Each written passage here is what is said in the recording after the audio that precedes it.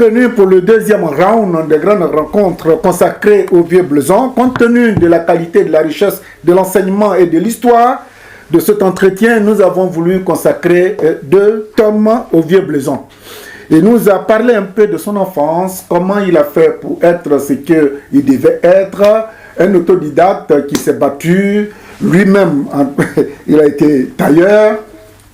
Après, il a dit non, c'est pas là mon métier, et je veux aller m'asseoir un jour avec le blanc pour le connaître et pour lui dire en face ce que moi je pense. Bref, c'est un riche parcours que nous sommes en train d'explorer avec le vieux Bleuson. Donc il nous disait comme ça que les ouais qui avaient été conspués auprès du président Houphouët les faisaient battre. Et chance pour lui, quand ils sont arrivés à Yamoussoukro et qu'on devait les flageller, Samba Ambroise, qui est une des personnalités les plus illustres de la Côte d'Ivoire, a interpellé le président Houphouët pour lui dire, président, chaque fois qu'il y a élection, les gens de l'Ouest, ils te votent à 100%. Ce que tu es en train de faire, est-ce que tu penses aux conséquences? Houphouët dit non. Il dit, est-ce que tu penses qu'ils peuvent te tuer? Il dit non. Il dit, mais pourquoi est-ce que tu les gens t'amènes à les torturer? Laisse ça. Voilà l'étape où on est arrivé. Alors, vieux Bleuson, sur vous, vous n'avez pas eu les 100 coups? Ben, les militaires venaient, il y a des camions de militaires et un camion de rotins pour nous battre. Et Samba est venu avec sa Mercedes passer devant les camions et dit, vous faites demi-tour. Houphouët m'a donné l'ordre que vous ne frappez pas les gens là. Et lorsque on frappe quelqu'un, les nouveaux arrivés, si on vous frappe, on va frapper tout le monde. Ça, c'est les façons de faire. C'est la manière, on vous accueille parce que nous sommes arrivés, quand les camions arrivaient, tout le monde pleurait. Tout le monde pleurait. À cette époque-là, déjà, on parlait de complot, alors que beaucoup n'allaient pas à l'école. Qui peut se rebeller pour dire non, on va être des opposants? Alors, entre vous, vous êtes, l'autre camp était quand même fort. Hein. Donc, on a fait 1 an pour rien. Après, il nous a libérés. Il nous a envoyés jusqu'à Ma. Et il dit, oui, c'est vos parents qui vous ont mis à prison, c'est pas moi. Et on dit, mais on est resté quand même 1 an, hein? On a perdu le boulot. C'est là il a dit, si vous partez, c'est lui qui a volé dans son travail. Si on le licencie, il ne faut pas qu'il vienne me voir. Mais celui qui n'a pas volé, qu'il soit dans une maison privée comme dans une maison de l'État, d'ailleurs, tous ceux qui sont dans les maisons de l'État, je vais les intégrer, il y aura un rappel. Mais pour le secteur privé, je ne sais pas. Mais seulement, on ne va pas vous licencier. Tout à l'heure, vous me demandez pourquoi je suis venu en France. Alors, je suis allé au travail, à Morio Compagnie. Je suis arrivé. Toujours en tant que déclarant en douane? Oui. J'arrive. En partant en prison, j'avais laissé mon argent, ma paye, tout ça là. C'était fin du mois où on m'a ramassé parce que j'avais un coffre. C'est moi qui paye tout ce qui se passe au port, déclarant en douane, je vais voir les douaniers, machin et tout. Et j'ai l'argent de l'entreprise et je m'en paye en même temps. Il n'y a pas de banque pour que... À cette époque, les banques n'existaient pas? Non, on me donne, c'est qu'on paye les gens journalièrement. Ah, ok, d'accord. Bon, quand on va faire une déclaration, je tape les déclarations, je les envoie et je fais les colis postaux et je dois payer tout. Alors, je ne peux pas passer chaque fois à la banque. Donc, par semaine, on me donne un montant. J'étais en prison, ils ont tout cassé, ils ont tout pris. Bon, je suis rentré. Mon patron m'a vu, il a fui. Et pourquoi? Parce que je suis politique. Ah oui, parce que vous faites partie de ceux qui ont complété contre le président au fouet. Voilà. Donc là, c'est pas la peine de... Non, c'est pas la peine. Non. Bon. Votre renvoi est clair, là. Mais carrément, il n'y a même pas à discuter. À discuter, oui. Moi, je suis parti. J'ai été directement à la présidence. On n'a pas trouvé au fouet. J'ai trouvé son chef de cabinet, Guinéré. Guinéré, oui.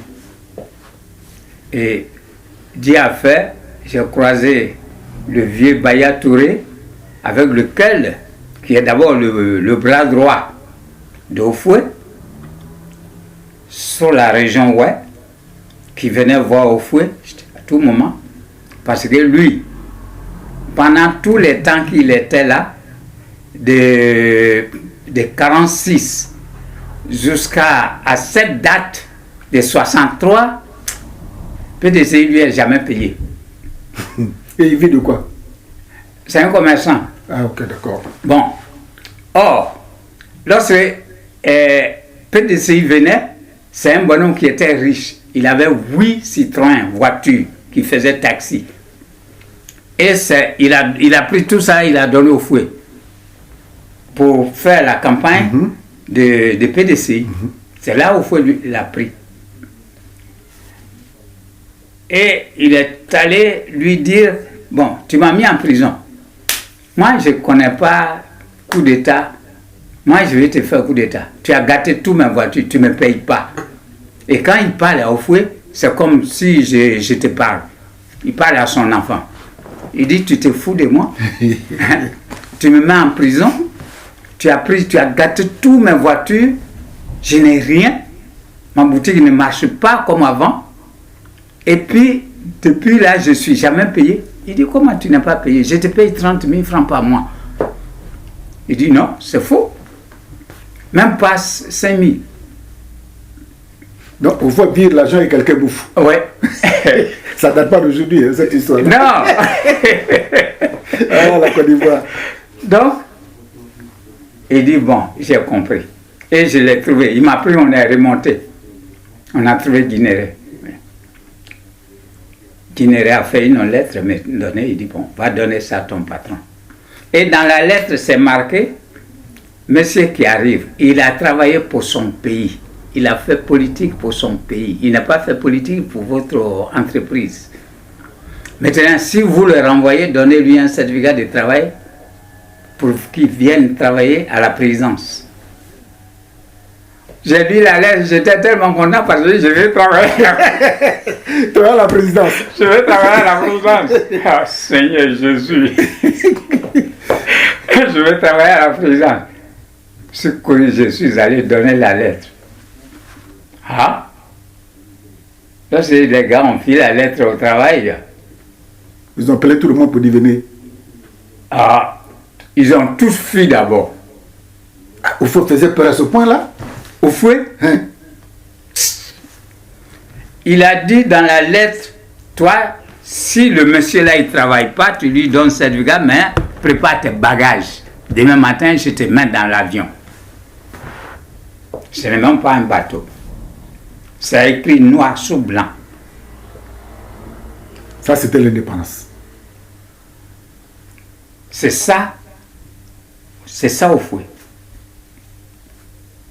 Houphouët, parce que c'est un bonhomme qui aime son pays, qui aime aussi ses enfants. C'est vrai, tout le monde n'est pas juste. Tout le monde n'est pas juste. On ne peut pas dire que quelqu'un est juste, parce que nous sommes des hommes. Mais c'est un bonhomme qui aime le pays. Et quand on aime son pays, on traite tous les enfants du pays sur le même pied d'égalité. Sur le même pied d'égalité. D'accord. Quelqu'un, vous allez dans une entreprise semi-état et que ça ne colle pas, si Houphouët entend ça, il va poser les questions d'abord à le directeur qui est là-bas.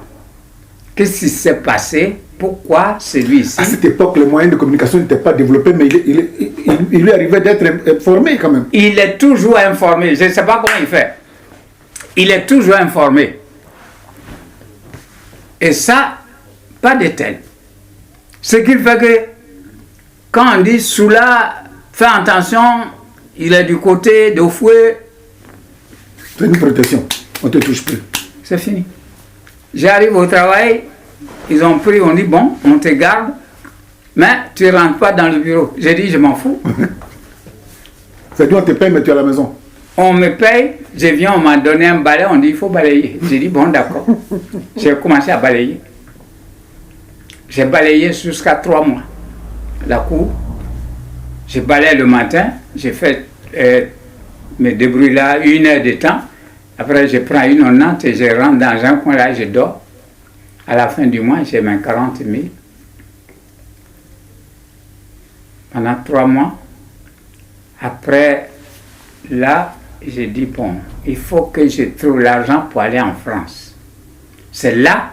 Déjà, l'aventure, ça a commencé. Ça a commencé à se forger dans votre, dans votre subconscient. Voilà. C'est là que j'ai dit, bon, il faut que j'aille en France. Pourquoi d'ailleurs les gens qui étaient en France, ils s'en vont, ils font 1 mois, ils reviennent, ils sont patrons. Moi, je suis déclarant en douane. Si je vais en France, si je reviens demain, si on me prend, je serai directeur. Donc, j'ai payé mes cours de, comment on appelle ça, mécanographie à Paris. J'ai travaillé là. On m'a pris, on m'a levé au balayage, on m'a donné les camions pour transporter des produits, café, cacao. Et là, j'ai gagné de l'argent. Au lieu de 40 000, souvent j'ai 70 000, j'ai 100 000. Donc j'ai commencé à faire des économies, payer mon cours mécanographie à Paris, 2 millions. J'ai payé ma chambre, tout, où je dois être hébergé, je dois venir pour 3 ans. Donc, je suis calé. Un matin, je démissionne. En 1968, au mois d'avril, je démissionne. J'ai dit, j'y vais à Paris. Tout le bureau me regarde. Il y a un vieux plan, il s'appelle Lagarde. Il est du Lille. Il dit, Paris, Jean, Paris, c'est une ville de fous. Vous ne pouvez pas y vivre. J'ai dit, on verra. J'ai pris le dernier paquebot. Ça, c'est le bateau. Ouais. Mermoz. Il nous a déposé à Marseille. Il a fait combien de temps? On a fait 15 jours. On est parti le 5. On est arrivé le 25 à Marseille. Arrivé à Marseille, on m'a mis en prison. Et pourquoi? Parce que c'est en 68, De Gaulle a des problèmes avec les étudiants. Et j'ai des papiers étudiants. D'accord. Ok. Alors, le doyen foule le sol en 1970 et tout va s'enclencher. Tout va s'enclencher. Vous faites tous les petits boulots. Et puis, je vais... qu'est-ce qui vous est... Vous vous jetez maintenant dans la carrière politique, société civile, vous devenez un militant, mais un militant pas comme les autres. Un observateur politique. Je n'aime pas la politique. Mais vous faites la politique? Oui, mais je n'aime pas quand même la politique. D'accord. Parce que la politique déchire le peuple. D'accord. J'ai fait la politique pour réunir le peuple. On a une manière de faire la politique pour réunir. Au fait, l'a fait. Pourquoi on ne peut pas le faire? Mais si vous donnez à manger à quelqu'un, il va vous suivre. Donc si moi je vais faire la politique aujourd'hui, et ce que je pense, je suis déjà, comme vous l'avez bien dit tout à l'heure, entre le mort et le vivant. Mais si j'étais jeune, ma politique que je dois faire, c'est comment nourrir les Ivoiriens. Bon, la question que je voudrais vous poser, de Houphouët-Boigny à nos jours, quand vous êtes à Paris, comment vous voyez votre pays, la Côte d'Ivoire? Avec tous ces présidents qui se sont succédés, avec tout ce qui est arrivé à votre pays, quel est le bilan que vous tirez? Est-ce que vous êtes satisfait de ce que, après Houphouët, les choses ont changé en bien ou en mal? Comment vous vivez ces différentes étapes-là? Ou bien comment vous les avez vécues? Je ne suis pas là pour dénigrer la politique ivoirienne. Mais nous n'avons pas compris ce que c'est la politique. La Côte d'Ivoire n'a pas encore compris ce que c'est la politique. Parce qu'aujourd'hui, tout le monde court après l'argent.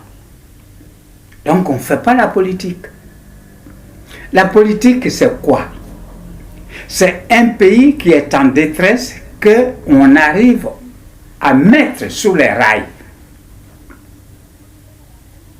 C'est-à-dire mettre le peuple sur les rails pour que ce peuple-là puisse vivre correctement.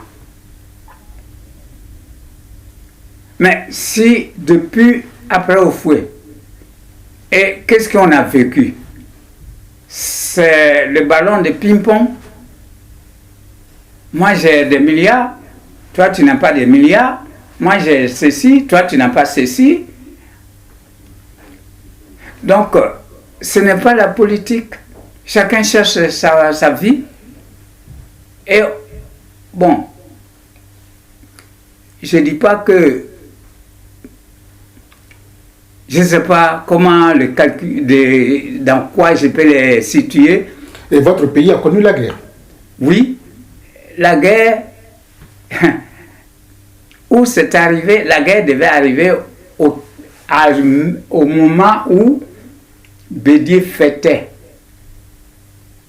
comment dirais-je, il inaugurait la gendarmerie de Samba Gro. À Yamoussoukro. C'est là où on devait faire un coup d'État à Bédié.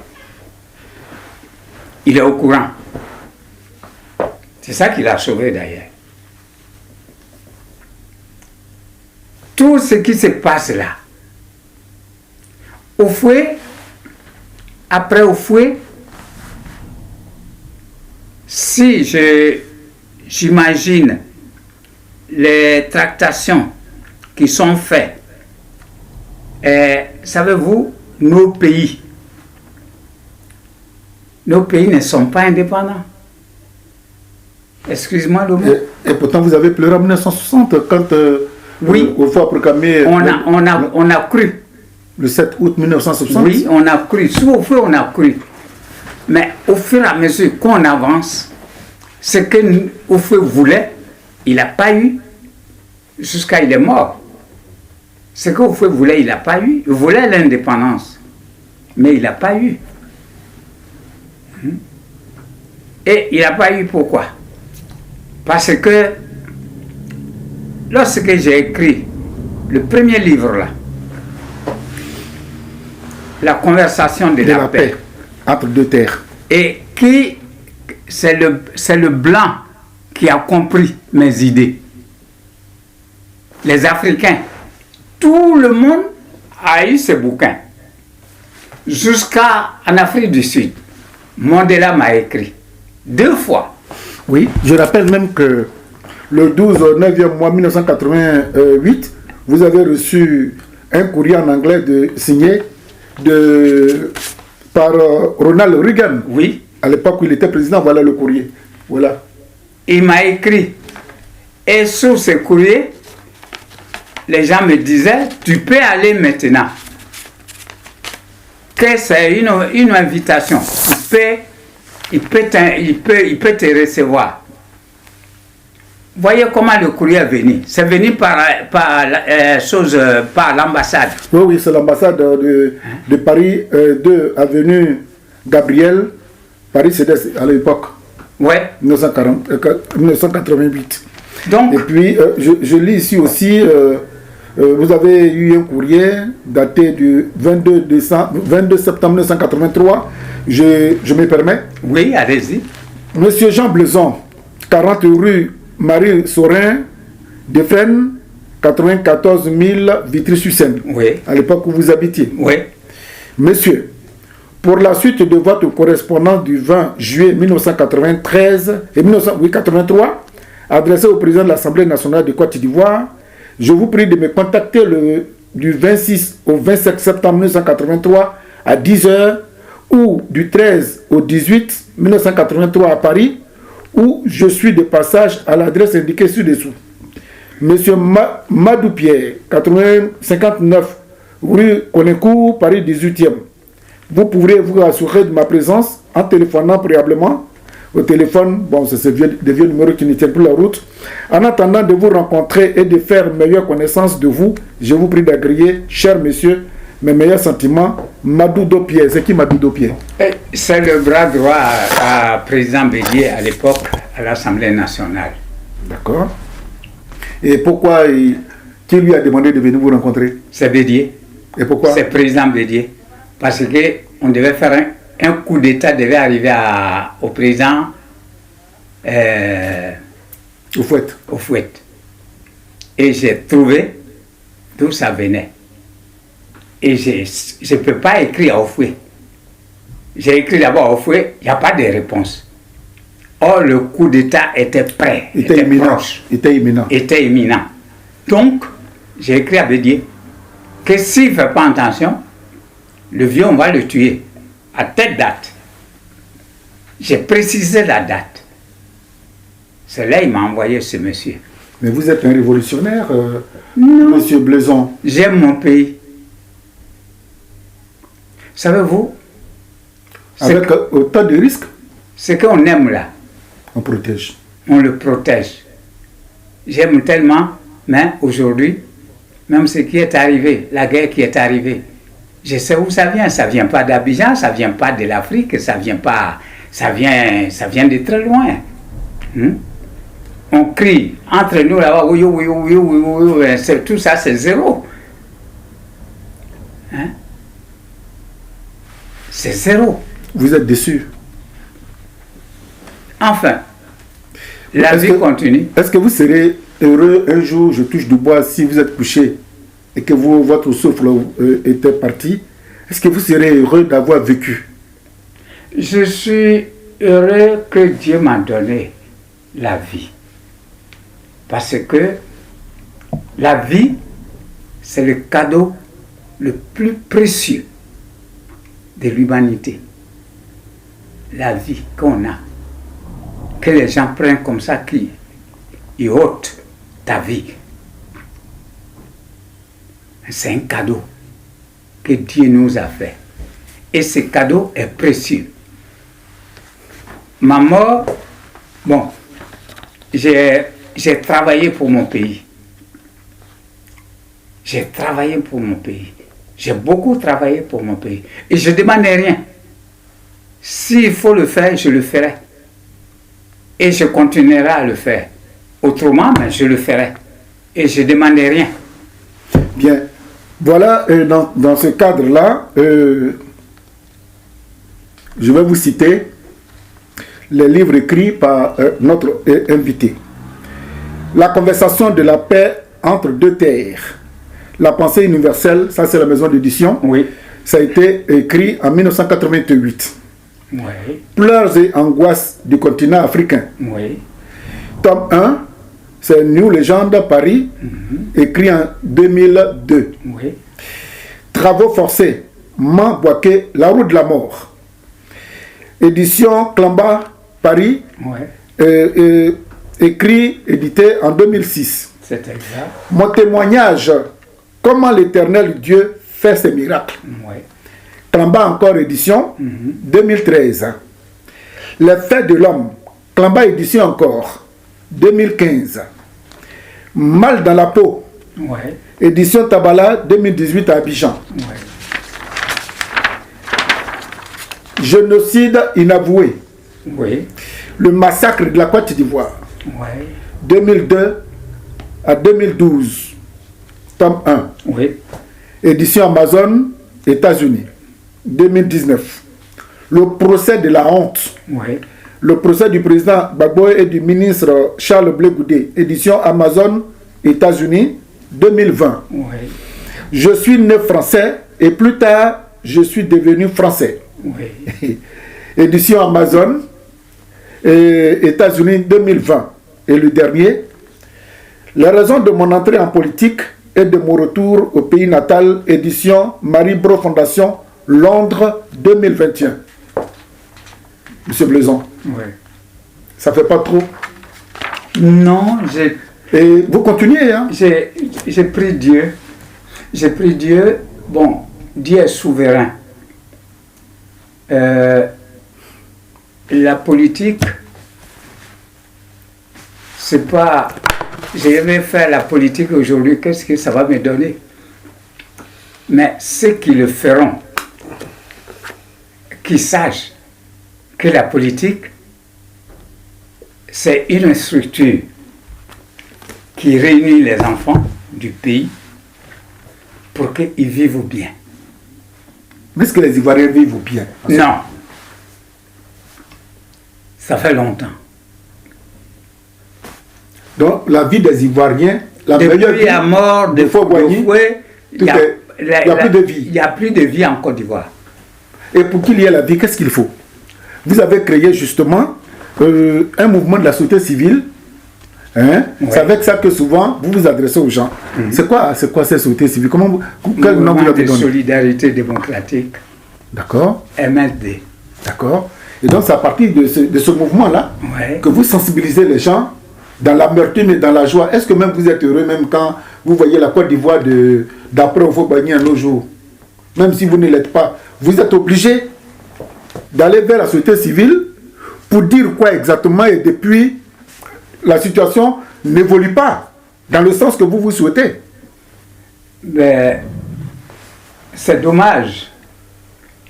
C'est dommage parce que chacun de nous a besoin d'apporter quelque chose à son pays. Et on ne peut pas interdire une personne d'apporter sa pierre de contribution à ses frères, à ses sœurs, du peuple du pays. Ce que les gens oublient, c'est que ces mouvements-là, c'est un bon point pour l'État. C'est un bon point pour l'État. Comment ça? Parce que aujourd'hui, on a parlé tout à l'heure que la Côte d'Ivoire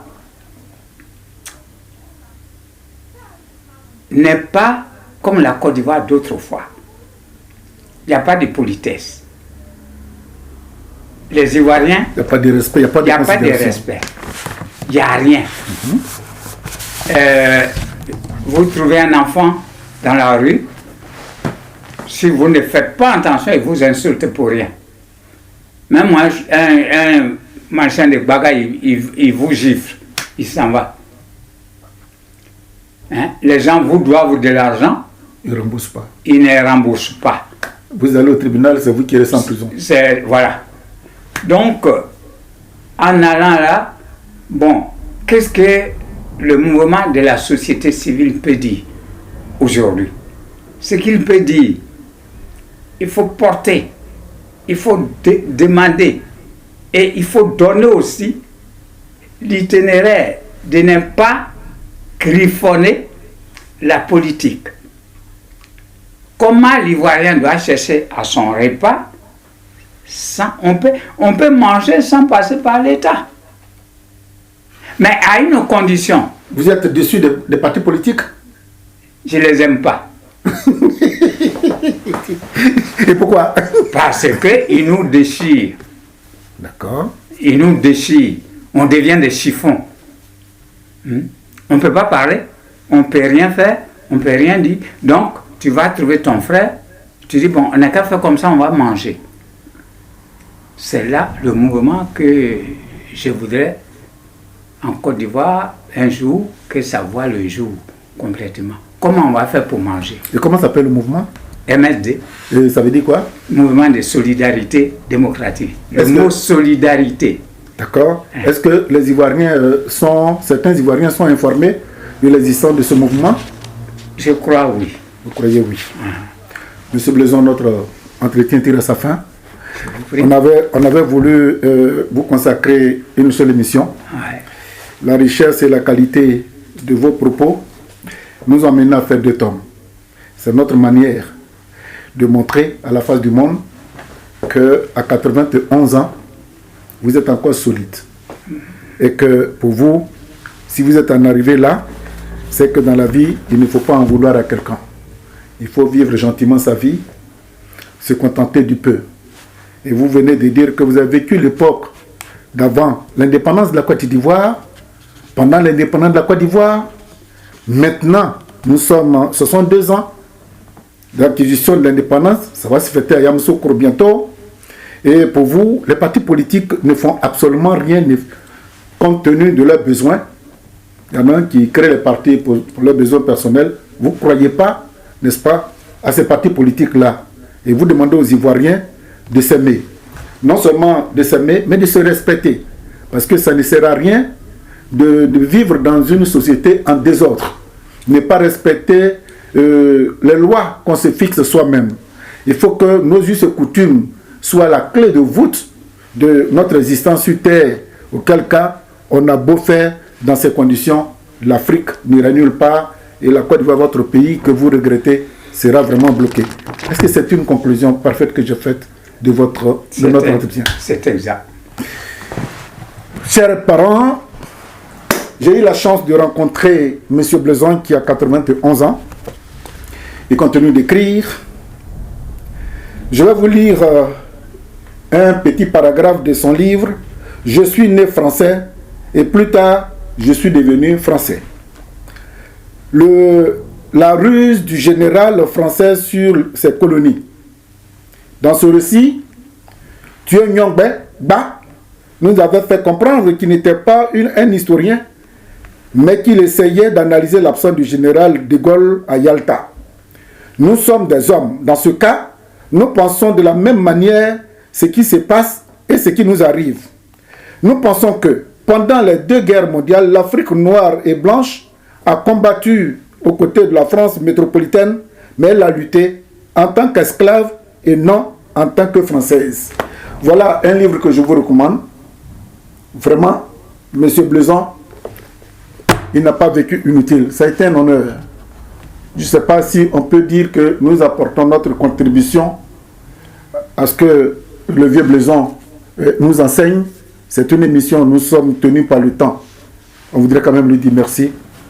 Et que le secret de sa longévité soit partagé à tous ceux qui nous regardent. Merci. Et que la vie continue. Malheureusement, la politique a pris le dessus. Vous regardez votre société avec beaucoup d'amertume. Vous ne pouvez absolument rien faire. L'argent a remplacé les convictions. Et aujourd'hui, celui qui est plus riche, eh ben, c'est lui qui tient le monde. Ouais.